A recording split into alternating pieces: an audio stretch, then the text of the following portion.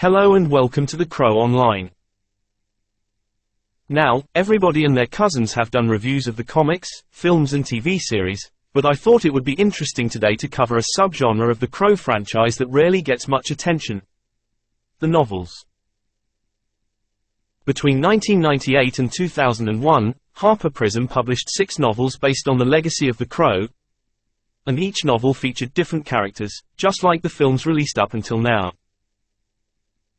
The first book was written by the late David Bischoff, who was best known at the time for numerous film and TV tie-in novels for franchises including Aliens, Farscape, Gremlins, seaQuest DSV, The Blob, Space Precinct, and Hackers among others, as well as co-writing 2 episodes for the hugely successful television show Star Trek: The Next Generation.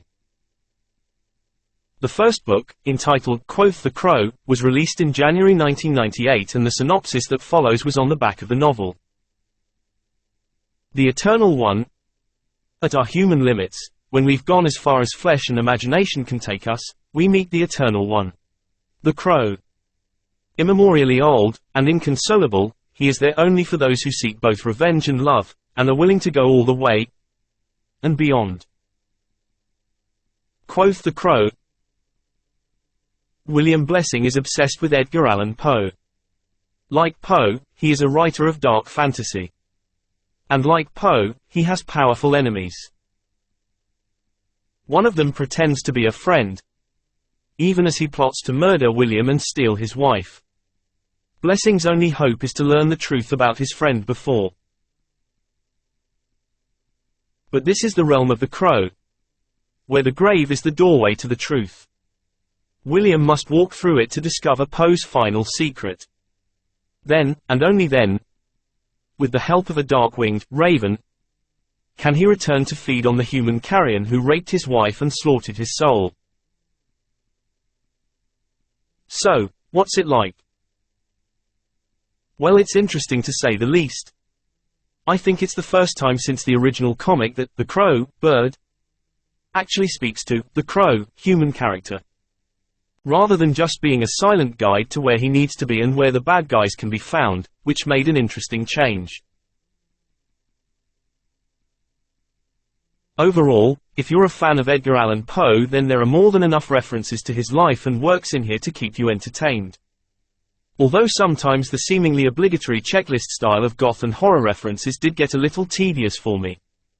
It almost felt like they were thrown in just to make sure we know the author has done his research, with literally the first couple of pages listing several horror actresses, films and yes, I did count the 18 goth, alternative artists listed in checklist style in one paragraph alone, although the Iggy Pop reference did make me chuckle. Especially given the fact that James O'Barr originally based the character of Eric physically on the way Iggy looks, and that he also played the character of Curve in The Crow, City of Angels. Okay, so what's the verdict? What's good, I hear you ask? Well, the writer is obviously a huge Edgar Allan Poe fan, with quotes from his works at the start of every single chapter. And giving the Crow bird character his own personality is a great idea. As for what's bad, to be honest, a lot of the same things that make it good. The Poe references are great if you're a Poe fan. But if you're looking for a Crow story in the sense of the films, then this may not be the book for you.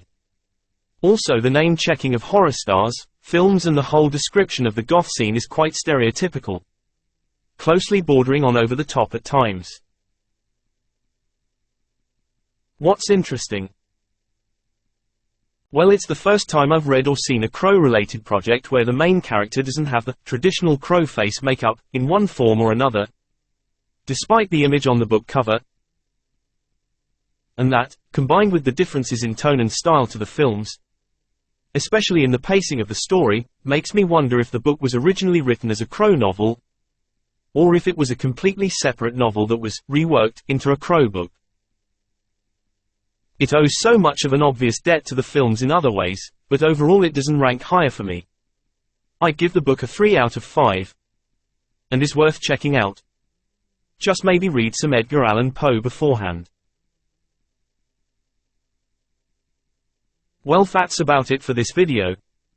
Thanks for watching, and let me know in the comments what you thought of it and if you would like to see more videos like this. As usual, please like and subscribe, and remember, it can't rain all the time. Bye for now.